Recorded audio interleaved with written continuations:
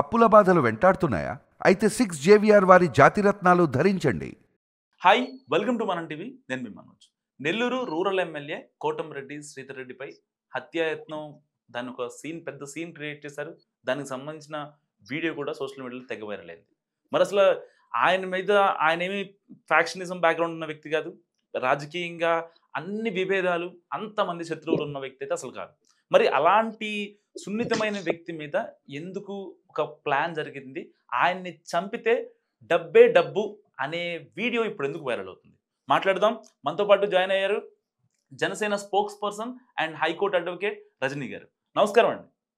నమస్తే అండి. పర్టికులర్గా కోటంరెడ్డి శ్రీధర్ రెడ్డిని ఇప్పుడు ప్రభుత్వం మారినా సరే ఆయన మాత్రం ఎమ్మెల్యేగానే ఉన్నారు.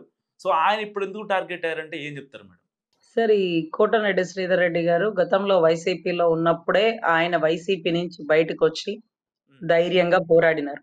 అవును, అంటే వైసీపీ నుంచి బయటకు వచ్చిన వాళ్ళు అప్పట్లో చాలా అరుదండి. ఎందుకంటే అవును, ప్రభుత్వం అంటే వాళ్ళ టర్మ్ కంప్లీట్ అయిపోయాక సీట్లు ఇవ్వలేదనో, అక్కడ పోటీ చేయడానికి అవకాశం లేదనో బయటకు వచ్చిన వారు చాలా మంది ఉండొచ్చు. కానీ పార్టీ ప్రభుత్వం హయాంలో ఉన్నప్పుడే, ఆయన సీఎం గా ఉన్నప్పుడే అవును. ధైర్యంగా బయటకు వచ్చిన వాళ్ళలో చాలా అరుదు దాంట్లో కోటరెడ్డి సారు. సో ఇక్కడ ఆయన నిజంగా పార్టీలోంచి బయటకు వచ్చిన వెంటనే ఆయన గన్‌మెన్ ఆపేసినారండి పాపం. అతను ఆ గన్‌మెన్ కూడా కన్నీటి పర్యంతం అయిపోయాడు. ఎందుకంటే ఆయన కార్యకర్తల్ని చాలా గొప్పగా చూసుకుంటాడండి. ఆయనలో ఉన్న ప్లస్ పాయింట్ అదొకటి. ఎందుకంటే ఆయన కూడా ఒక కార్యకర్తే కదా ఫస్ట్. అవును. కార్యకర్త నుంచి ఈ రోజు నాయకుడిగా ఎదిగినప్పుడు కార్యకర్తలు ఏ బాధలు పడతారో ఒక కార్యకర్తగా ఉన్నప్పుడు ఆయన తెలుసుకున్నాడు. ఎమ్మెల్యేలు అయిపోగానే ఒక వ్యక్తి ఎమ్మెల్యే అవ్వడానికి ఆయన ఎంతో కష్టపడి ఒక వ్యక్తిని ఎమ్మెల్యే చేస్తే, గెలిచాక అతని కార్యకర్తలను పట్టించుకోకపోతే ఆ బాధ ఏంటో ఇతనికి తెలుసు కాబట్టి, ఇతను ఎమ్మెల్యే అయ్యాక ఇతని కార్యకర్తలను ఒక సైన్యంలా రెడీ చేసుకొని వాళ్ళని ఆర్థికంగా, ఇది ఇంపార్టెంట్, ఆర్థికంగా బలోపేతం చేసినాడు. మీరు పలానా పని చేసుకోండి, దాంట్లో రూపాయి మిగుల్చుకోండి, మీరు ఇలా డెవలప్ అవ్వండి, అమ్మాయిని ఇక్కడ చదివించుకోండి, ఆ ఫీజు అయితే నేను కడతాను, సో ఈ రోడ్ కాంట్రాక్ట్ నువ్వు తీసుకో, కొంచెం ఆర్థికంగా నిలబడు, ఆ ఏరియాని కాస్త డెవలప్ చేసుకో. సో ఇట్లా చక్కగా అంటే విషయ సమాచారం మొత్తం గ్రౌండ్ లెవెల్ వ్యక్తి కాబట్టి అన్ని తెలుసండి.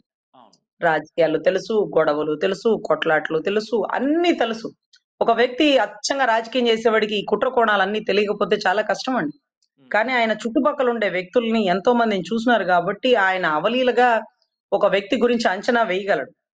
సో ఈ రోజు కూటమి ప్రభుత్వంతో ఆయన చక్కగా మంచి భారీ మెజారిటీతో గెలిచినారు. ప్రజలు అదే రకంగా ప్రజలకు ఏ సమస్య ఉన్నా, ఏ కుటుంబంలో ఒక వ్యక్తి కోల్పోయినా వారి కార్యకర్త ఇంటికెళ్ళి వాటిని పరామర్శించి వాళ్ళకి ఆర్థిక సహాయం చేసి, వాళ్ళ ఇళ్లలో పెళ్లిళ్ళైతే వాళ్ళ ఇంటికెళ్ళి భోజనం చేసి, వాళ్ళ బిడ్డ ఏదైనా సమస్యల్లో ఉంటే ఇంకొక ఏరియా కాలేజీల్లో అంటే ఫర్ సపోజ్ చెన్నైయో, బెంగుళూరులో వాళ్ళ బిడ్డ ఒక సమస్య ఉంటే అక్కడిని సమస్యని కూడా సాల్వ్ చేసి అవసరమైతే ఆ కాలేజీలకెళ్ళి, ఇవన్నీ కూడా ఆయనకి చాలా గుడ్ విల్ ఉండేది ఆ ఏరియా.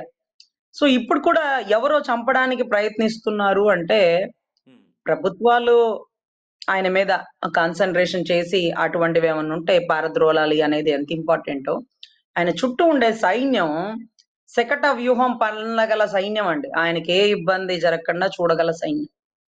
సో ఎవరో ఒక వ్యక్తి సహాయం చేయమని అడిగితే వెనక ముందు ఆలోచించకుండా సహాయం చేయగల కర్ణుడు గొప్పాయుడు అయితే కోటంరెడ్డి గారు కూడా కొంచెం కొద్దో గొప్పోడేనండి. ఎందుకంటే ఒక వ్యక్తి మనల్ని సాయం అడుగుతున్నారు అంటే ఏమాత్రం ఆలోచించకుండా పోనీలేబ్బా పాపం బాధపడుతున్నాడు చేసేద్దాంలే అనేటటువంటి మంచి వ్యక్తి. సో అందుకనే ఈ రోజు చంద్రబాబు గారు కూడా చాలా ఇంపార్టెన్స్ ఇస్తారు. అదే రకంగా నెల్లూరు పరిసర ప్రాంతాల్లో చాలా మంది అభిమాన బృందం ఆయనకున్నారు కాబట్టి అసలు ఆ వీడియో ఎలా బయటకొచ్చింది? ఎందుకు బయటకు తెచ్చారు? రేపేదైనా జరిగితే ఎవరిది పూచి అనాలి? సో ఇమ్మీడియట్ గా ఆ వీడియోలో ఉన్న వాళ్ళని పక్కకు తెస్తే తప్ప అసలు ఆ వీడియో రకంగా అంటే ఆ వీడియో ఆంతర్యం ఏంటో తెలియదండి. ఆ ఇద్దరు కూర్చొని ఎలా మాట్లాడుకుంటున్నారు? తాగి మాట్లాడుకుంటున్నారా? తెలివిగా మాట్లాడుకుంటున్నారా? ఎవరన్నా చెప్తే మాట్లాడినారా? నిజంగా ఆ వ్యూహం ఏంటి?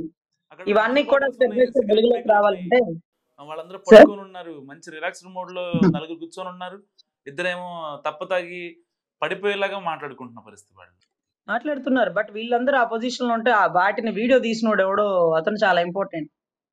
అది ఎంతవరకు కరెక్ట్, ఎంతవరకు భయపడదాం అనుకుంటున్నారా, లేకపోతే నిజంగా అది జరగబోయే దాన్ని దిశానిర్దేశం చేస్తున్నట్టు చెప్తున్నారా మేము ఇలా చేస్తామని? సో ఆ వీడియో తీసిన వాడిని, ఆ వీడియోలో ఉన్న వాళ్ళని ఇమ్మీడియట్ గా చేజ్ అండ్ పికప్ అన్నమాట. వాళ్ళని ఇమీడియట్ గా పట్టక తెస్తే తప్ప దీని ఆంతర్యం ఏంటనేది బయటికి రాదు. ఎనీవే ఆయన ప్రొడక్షన్ పెంచాల్సి ఉంటది. ఎందుకంటే లేనిపోని దాంట్లో ఆయన లాగి ఆయన ఇబ్బంది పెట్టి ఆయనకి ఏదైనా ఇబ్బంది అయితే పార్టీ ఒక ఒక ఒక వ్యక్తిని ఒక నిర్దిష్టమైన ఒక వ్యక్తిని ఒక పోరాడే పటిమ గల ఒక వ్యక్తిని కోల్పోవడం అది కరెక్ట్ కాదు. కాబట్టి ఆయన వెనకాల ఉండేటటువంటి సైన్యం, ఆయన అభిమాన బృందం, ఆయన కార్యకర్తలు ఖచ్చితంగా ఆయన్ని కాపాడుకోవాలి. దీని వెనకాల ఉండే ఆంతర్యాన్ని వెలుగులోకి తీసుకురావాలి. థ్యాంక్ యూ రజనీ గారు. సో ఇది నమస్తే. రజనీ గారి అనాలిసిస్. చూస్తూనే ఉండండి మనం టీవీ.